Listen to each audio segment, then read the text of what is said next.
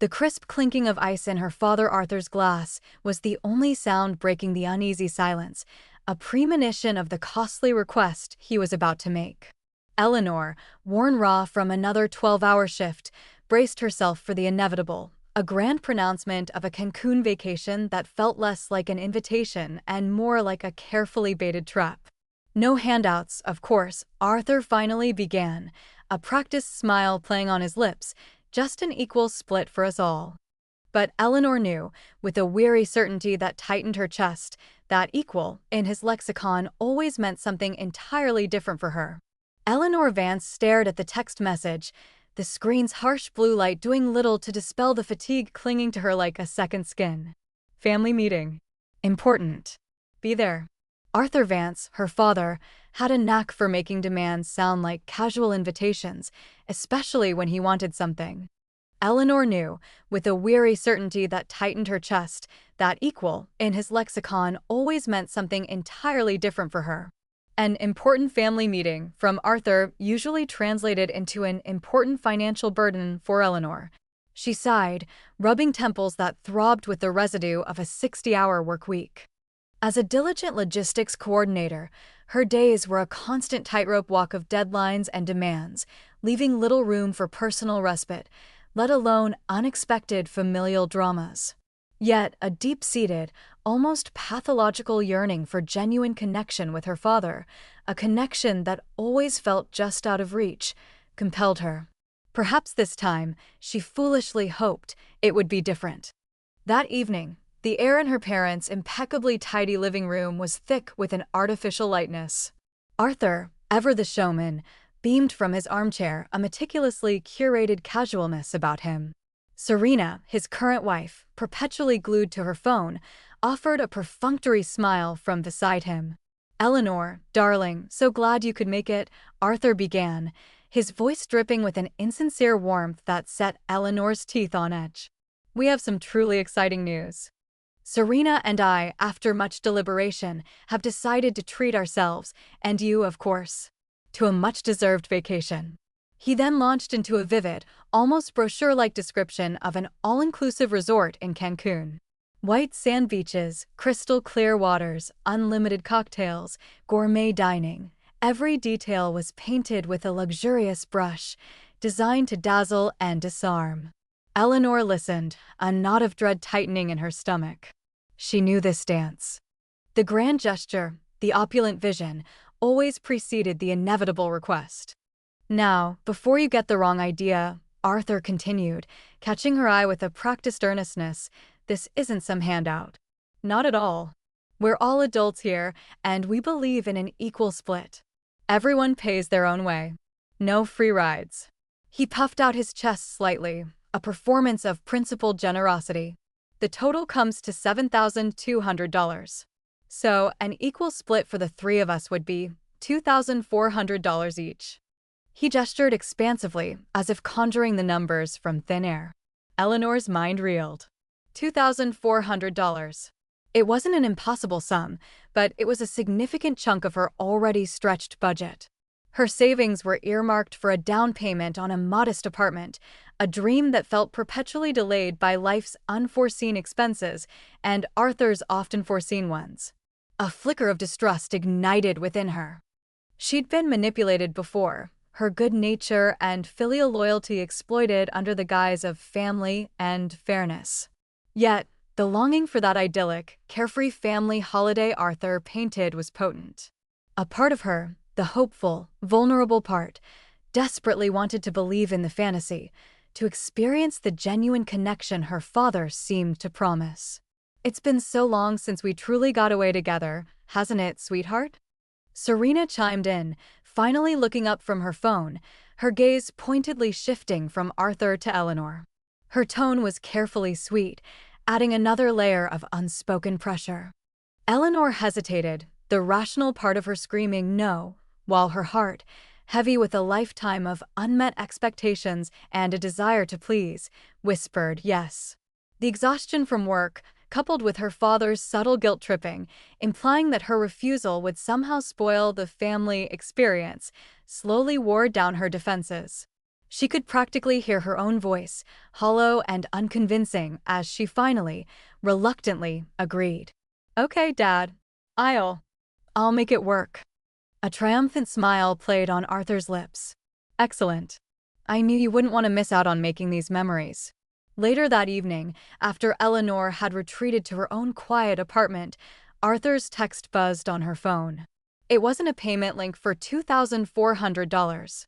Instead, it was a direct request from his bank account for the full $7,200. Eleanor stared at the number, her breath catching in her throat. Her mind raced, a sickening churn of confusion and doubt. Had she misunderstood? Was this a mistake? No, he had clearly said equal split. But his accompanying message read, "Just send it through, Eleanor. Faster this way. You know how these things go." A wave of self-doubt washed over her. Maybe she had misunderstood. Maybe he expected her to pay for everyone, and this was just his roundabout way of asking, cloaked in that same no handouts rhetoric. The thought of confronting him again, of shattering the fragile illusion of familial harmony she'd just reluctantly bought into, was too much. Overwhelmed by fatigue, emotional pressure, and a deep-seated conditioning to enable her father, she took a shaky breath. With a heavy heart, and convincing herself it was merely a temporary arrangement, a favor, Eleanor approved the transfer, believing she was contributing her part, hoping it would finally buy her a piece of that longed-for, genuine family connection. Eleanor leaned back, a heavy sigh escaping her lips. The hum of the refrigerator filled the sudden quiet of her small apartment. The transfer was done. $7,200 gone. A significant chunk of her savings, but a necessary investment, she'd told herself. An investment in family, in peace, in a future where perhaps, just perhaps, her father would see her not as a resource, but as a cherished daughter. The exhaustion from the day, the relentless pressure of her job, the emotional drain of the family meeting it all weighed on her, making rational thought feel like a luxury she couldn't afford. She closed her eyes, imagining the turquoise waters of Cancun, a rare moment of genuine relaxation, a memory shared with people who truly loved her. It was a foolish, desperate hope, one she was ashamed to admit, but it was there, a fragile flicker in the dark. A buzz from her phone jolted her back. A text from Arthur. Her stomach tightened instinctively, a familiar warning bell that she'd learned to ignore far too often. She picked it up, her thumb hovering over the message notification. She braced herself, half expecting another request, another urgent need. Instead, a short, casual string of words appeared on the screen, innocuous on the surface, yet they struck her with the force of a physical blow. Arthur, thanks for covering us. We owe you one, us. The single word echoed in her mind, distorted, growing in sinister implication. Us, not just his share. Not just her share, plus his. But us. All of them. The full amount. A cold dread, far worse than any fatigue, began to seep into her bones. She scrambled for her banking app, her fingers clumsy, fumbling. The transaction history blared back at her. Transfer to Arthur Vance. $7, 200.00. Her breath hitched. $7,200. Not $2,400. The entire sum. A dizzying wave of nausea washed over her. No handouts. Equal split. His words, so carefully chosen, so meticulously deployed to mask the predatory gleam in his eyes. She hadn't misunderstood. He hadn't just implied she was paying her share. He had explicitly stated it. He had lied. Flat out, bald-faced lied. How could I be so stupid? She whispered, the self-reproach a bitter taste in her mouth. Why didn't I look closer? Why didn't I just decline the full amount? I saw it. I saw the $7,200. And I still clicked approve. The questions clawed at her, each one a fresh stab of pain. Years of being conditioned to trust, to give, to absorb the emotional and financial burdens of her family had left her vulnerable, a gaping wound Arthur had exploited with surgical precision. The Cancun trip, the shimmering promise of family togetherness, it had all been a mirage, a cruel bait and switch. He hadn't wanted her companionship. He'd wanted her money. The fragile hope she'd clung to moments before shattered into a million sharp pieces, each one piercing her conscience. Her vision blurred, but no tears came. Only a searing, white-hot anger began to simmer beneath the surface, slowly displacing the shame and despair. This wasn't just a mistake, it was an act of calculated theft, a profound betrayal that went beyond finances. It was a violation of trust, of the very idea of family she desperately craved. She snatched her phone again, her fingers shaking as she dialed Arthur. The phone rang once, twice, a third time, each ring an agonizing beat. "Eleanor, to what do I owe the pleasure?" Arthur's voice, annoyingly cheerful, grated on her nerves. "The pleasure is all yours, I'm sure," Eleanor said, her voice surprisingly steady, though a tremor ran through her hand. "The $7,200, Dad. You sent a request for the full amount." A beat of silence. Then, a theatrical sigh from Arthur. "Oh, honey, you misunderstood. I thought we talked about this. It was a generous gesture, a gift from you to help us all enjoy this wonderful trip. Serena and I were just so touched." His voice was dripping with condescension, a dismissive tone that implied her confusion was due to her own lack of intelligence, not his deceit. "A gift?" Eleanor scoffed, a dark laugh bubbling up. "You explicitly said no handouts, an equal split." "You lied, Dad. You manipulated me into paying for everyone, and now you're trying to gaslight me into thinking I made a generous gesture." Arthur's tone hardened. "Eleanor, don't be dramatic. It's just money.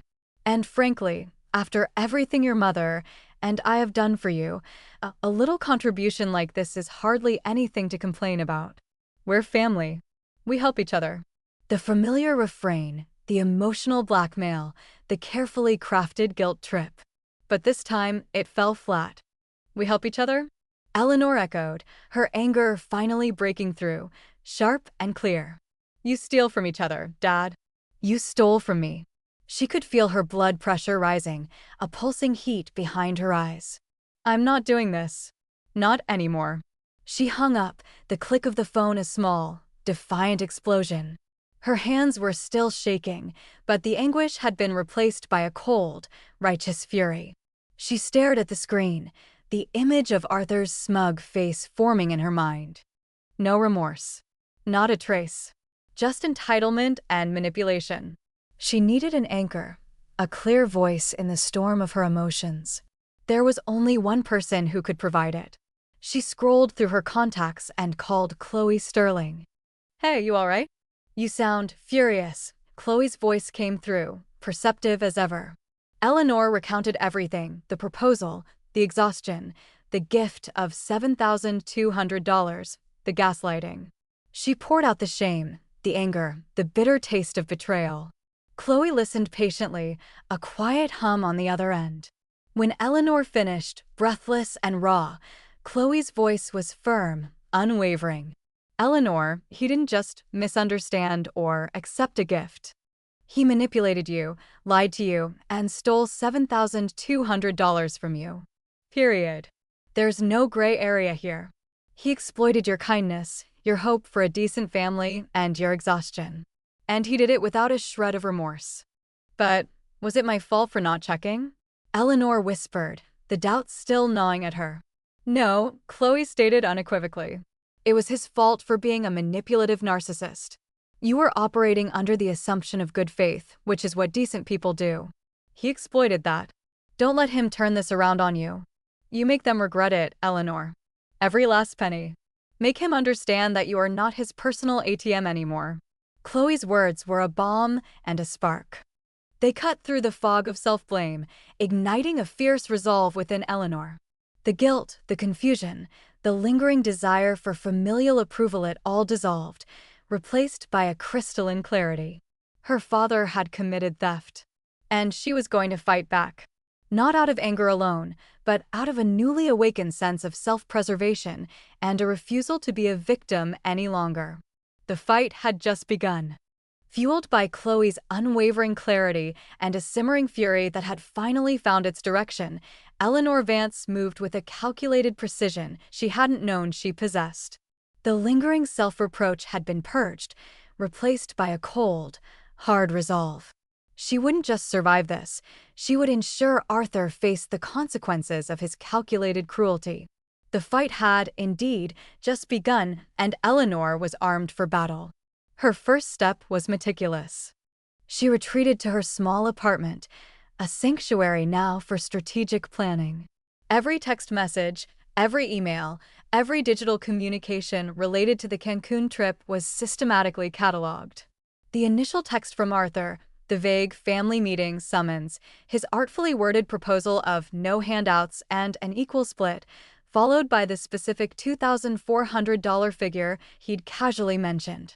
Then, the damning payment request for the full $7,200 and Arthur's chilling, dismissive follow-up, "Thanks for covering us." Each piece of evidence was a nail in his coffin, meticulously hammered into place. She cross-referenced these with her bank statements, highlighting the debit and the immediate notification that followed. As she delved deeper, digging into the booking details Arthur had begrudgingly shared after her initial inquiry, a fresh wave of disgust washed over her. The reservation for the all-inclusive resort, airfare included, clearly stated in bold, unforgiving print, non-refundable, non-changeable. Arthur hadn't merely manipulated her into paying. He had chosen a booking option that locked her funds in, ensuring no easy escape or modification. It wasn't an oversight, it was a deliberate trap, designed to ensure his vacation at her expense, regardless of her financial state. This discovery hardened her resolve further, obliterating any residual doubt or sliver of sympathy.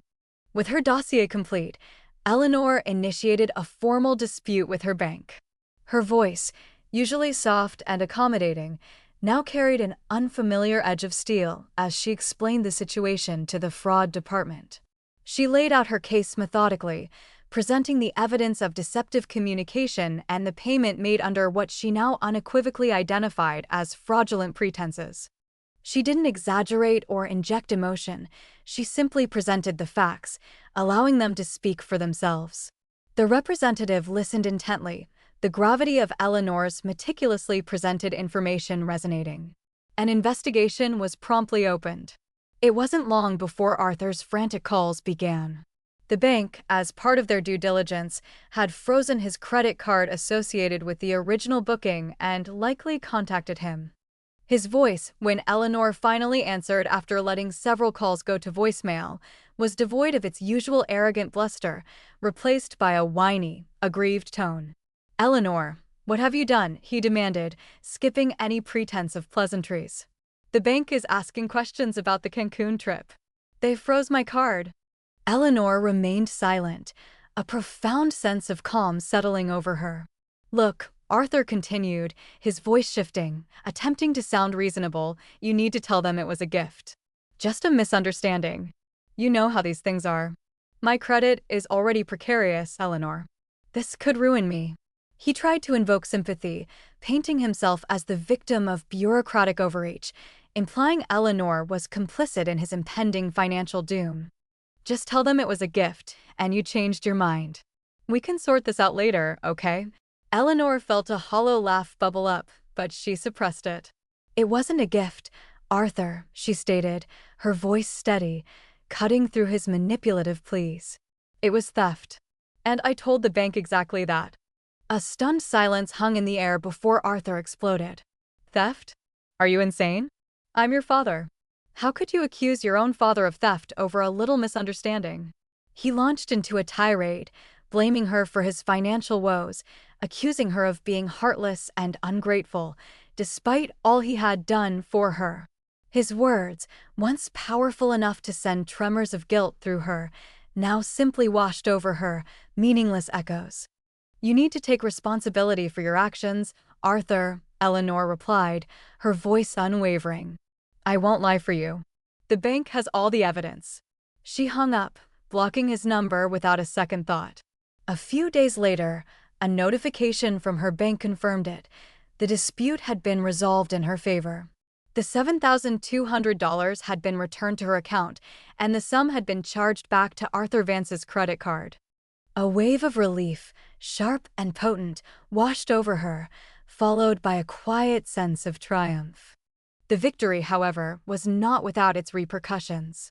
Arthur and Serena, united in their outrage, unleashed a barrage of furious calls and venomous texts from various unblocked numbers. "You've ruined us, Eleanor," Serena wailed in a voicemail, her voice shrill with indignation. "Your father can barely afford rent now. How could you be so cruel?" Arthur's messages were more aggressive, threatening to disown her, to tell everyone what a monstrous daughter she was, a litany of vitriol that would have crippled the old Eleanor. But the new Eleanor, fortified by Chloe's earlier counsel and her own newfound resilience, simply archived them all unmoved. Each hateful word was merely confirmation that she had done the right thing, protecting herself from the parasitic drain they had always been. She stood firm, unwavering. This was just the beginning of her reclaiming her life. Eleanor woke the next morning feeling a peculiar mix of calm and lingering apprehension. The victory with the chargeback had been sweet, a validation of her burgeoning strength, yet she knew Arthur wouldn't give up easily. True to form, a terse text arrived mid-morning. "I need to talk. I'm coming over." No apology, no acknowledgement of his transgression, just a demand. Eleanor braced herself, a knot tightening in her stomach, but she refused to let it unravel her newfound resolve. Arthur arrived an hour later, looking surprisingly well-groomed, a faint smirk playing on his lips despite the obvious financial blow. He didn't look like a man facing ruin. He looked like a man about to negotiate. He strode into her apartment, bypassing any pleasantries, and plopped onto her sofa, a small, crisply folded envelope in his hand. "Eleanor," he began, his voice a practiced balm of concern, "this whole thing has gotten out of hand. I know you're upset." He paused, expecting an interjection, but Eleanor remained silent, arms crossed, her gaze unblinking. "Look, I'm willing to be the bigger person here. I've come to a solution." He slid the envelope across the coffee table. "Here's $1,000. Consider it a repayment for your generosity. A gesture of good faith." Eleanor picked up the envelope, her fingers tracing the crisp edges. $1,000. A pittance. Not even enough to cover a quarter of the stolen amount, let alone the emotional toll. "A repayment for my generosity," she echoed, her voice devoid of emotion. "Arthur, you stole $7,200 from me. You manipulated me into paying for your vacation, then pretended it was my share. This isn't generosity, it's fraud." His facade cracked. "Don't be dramatic, Eleanor. It was a misunderstanding. Money circulates in families. You're doing so well, what's a little help for your old man? It's not like I wasn't going to pay you back eventually." He leaned forward, his eyes trying to reel her in with their familiar blend of guilt and false sincerity. "Besides, the trip is non-refundable. We'd all lose out if it didn't happen. You don't want that, do you? All that money wasted." The words hit Eleanor with chilling clarity. He still planned to go. He still planned to sun himself in Cancun, on her dime, after pocketing her money and offering her a paltry fraction back. The gall was breathtaking. The chargeback had returned her funds, yes, but he hadn't actually paid for the trip. He'd merely been charged back, and she suspected his account was either empty or would incur a massive debt he'd never repay.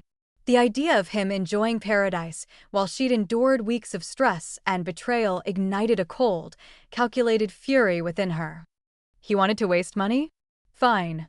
But it wouldn't be her money, and he wouldn't be enjoying it. "No," Eleanor said, her voice firm, "I don't want money wasted. Especially not mine." She pushed the envelope back across the table. "Keep your $1,000, Arthur. I'm keeping my $7,200. Arthur's jaw clenched. "You think you can just hold out? The bank thing is temporary. They'll see it was a gift. Serena and I are counting on this trip. It's a much-needed break."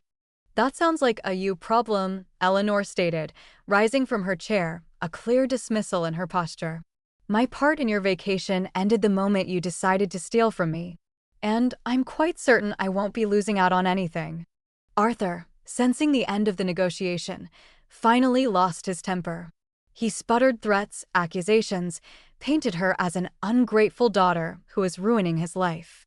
Eleanor stood impassive, letting his words wash over her without penetration. When he finally stormed out, slamming the door, a strange, quiet resolve settled within her. She walked over to her laptop, her mind already racing. She accessed her flight and hotel booking confirmations, not for her portion, but for the details she'd seen on Arthur's original payment request. She found the email addresses and names associated with the reservation. With a focus born of pure, cold justice, Eleanor created a new email account, a meticulously crafted mimicry of her father's.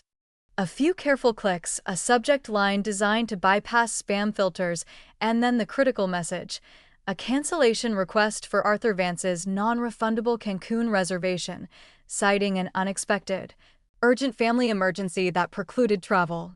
She double-checked every detail, every name, every booking reference. She hit send.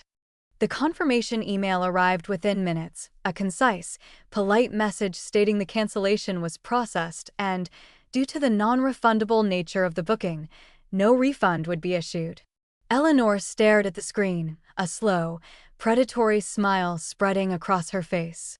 Poetic justice, indeed. No one would be enjoying her stolen money. Stolen.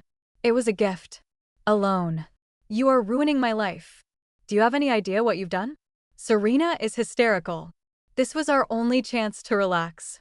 You created this situation, Arthur, not me, Eleanor countered, her voice steady, each word a hammer blow against his bluster.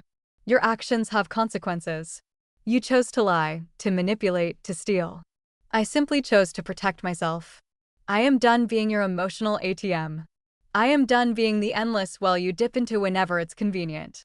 My money, my time, my emotional energy, they are no longer at your disposal.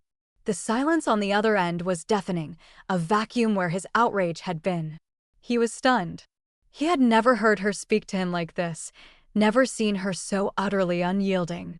This conversation is over, Eleanor declared, her voice ringing with newfound authority. Our relationship is over. There is nothing left for us to discuss. With that, she hung up. Then, with trembling but determined fingers, she went through her contacts: Arthur Vance, Serena Vance. She blocked them. Every text, every call, every desperate plea, every furious accusation, they would never reach her again. A profound sense of relief, vast and encompassing, washed over her. The burden she had carried for decades, the invisible chains of familial obligation and guilt, had finally shattered. She was free. The fight was not just for the money, it was for herself. And she had won. The silence that followed the severed connection was not hollow, but resonant with a quiet triumph Eleanor had never known. The fight was over, and for the first time, she felt truly free. She hadn't just reclaimed her money, she had reclaimed herself. This newfound liberation became the bedrock of her transformation. At work, Eleanor channeled her renewed focus into her career. The energy once consumed by dreading family calls and defending her choices was now poured into spreadsheets, presentations, and strategic planning. Her meticulousness, always present, sharpened into an undeniable asset.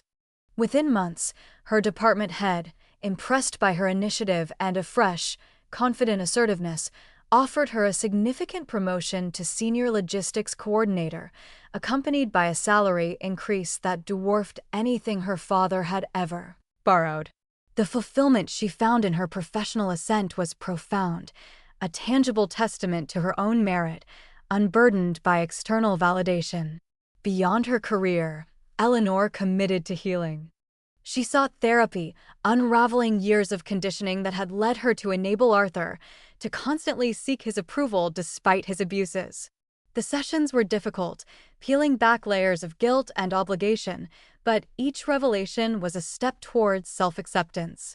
She cultivated new hobbies, learning to paint and joining a hiking group, discovering joys purely for herself.